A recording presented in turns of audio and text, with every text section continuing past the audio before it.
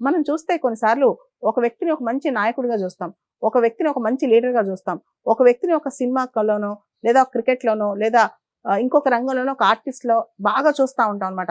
సడన్గా అతను వచ్చి ఎంపీ అవ్వచ్చు, ఎమ్మెల్యే అవ్వచ్చు, ఎమ్మెల్సీ అవ్వచ్చు, లేకపోతే ఇంకొక రాజకీయ నాయకుడు అవ్వచ్చు. అవ్వంగానే అతని పైన మనకున్న పర్సెప్షన్ మారిపోద్ది అనమాట. కాబట్టి కొన్నిసార్లు కొన్ని అద్భుతమైన ఆర్ట్ ప్రొఫెషన్స్ లో ఉన్నప్పుడు, చాలా ప్యూర్ ఫార్మ్ ఆఫ్ ప్రొఫెషన్స్ లో ఉన్నప్పుడు మనం దాన్ని వదిలేసేసి దాని చుట్టూ ఉన్న చరిష్మా, గ్లామర్, దానిలో మనం చేసే కంట్రిబ్యూషన్స్ అన్ని వదిలేసేసి ఇంకో రంగంలోకి వెళ్ళటం ఎంతవరకు రైట్? మనం చూస్తే కమల్ హాసన్ కావచ్చు, రజనీకాంత్ కావచ్చు, విజయ్ కావచ్చు, ఇలా దక్షిణ భారతదేశంలో కూడా చాలా మంది మూవీస్ నుంచి పాలిటిక్స్ గురించి మాట్లాడి పాలిటిక్స్ లోకి వెళ్ళాలని ఆసక్తి చూపించిన వాళ్ళు ఉన్నారనమాట. కానీ వాళ్ళు ఎంతవరకు దీనికి న్యాయం చేయగలుగుతున్నారు? మనం పాత్రలను చూస్తే ఎన్టీ రామారావు గారు కావచ్చు, ఎంజీఆర్ గారు కావచ్చు, జయలలిత గారు కావచ్చు, వీళ్ళందరూ కూడా సినిమాల్లో ఎంత ప్రతిభ చూపించారో రాజకీయాల్లో కూడా అంతే ప్రతిభ చూపించారు.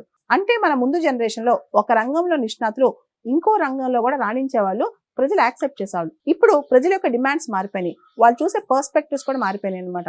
ఉదాహరణకి ఎన్టీ రామారావు గారు పాలిటిక్స్ లోకి వచ్చినప్పుడు చాలా మంది లేడీస్ దేవుడే నిజంగా పాలిటిక్స్ లోకి వచ్చాడని చెప్పి ఆయన హారతులు ఇచ్చేవాళ్ళు.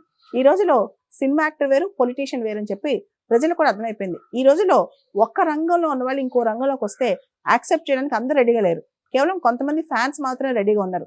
ఈ విషయం కనుక మనం అర్థం చేసుకుంటే పాలిటిక్స్ ఏంటి, సినిమా ఏంటి, ఎడ్యుకేషన్ ఏంటి, ఆర్ట్ ఏంటి, లిటరేచర్ ఏంటి, క్రికెట్ ఏంటి, ఇవన్నీ మనకు అర్థమవుతాయి. అలా కాకుండా ఒక ఫీల్డ్ ఇంకో ఫీల్డ్తో లింక్ చేసి ఒక ఫీల్డ్లో మనకు వచ్చిన అనుభవాన్ని, పేరుని పాలిటిక్స్లోకి రుద్దాలనుకుంటే ఈ 21st సెంచరీలో మాత్రం అది చాలా కష్టమైన పని.